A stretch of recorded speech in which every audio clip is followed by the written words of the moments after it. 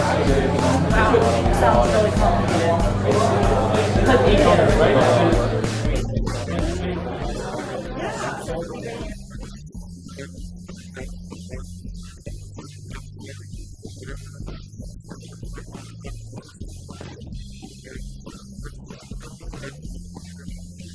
Launching in the US, definitely. It was kind of one of those things as a Canadian company to decide whether or not to go over or to concentrate purely on the Canadian market.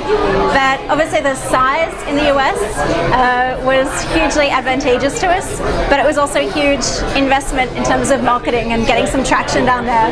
But it's been really worth the risk. Landing Cineplex Entertainment.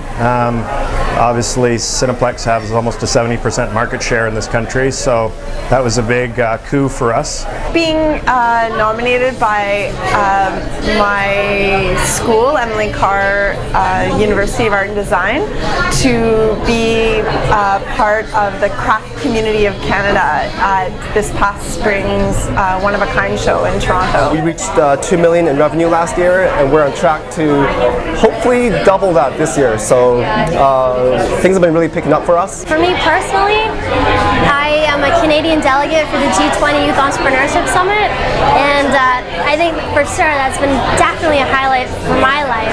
I got to go to the G20 in Nice and the one that just happened recently in Mexico City, and work with the other Canadian delegates on a global scale to help encourage youth entrepreneurship around the world and help encourage the government to support that. So I think you can't top that really, it's been awesome.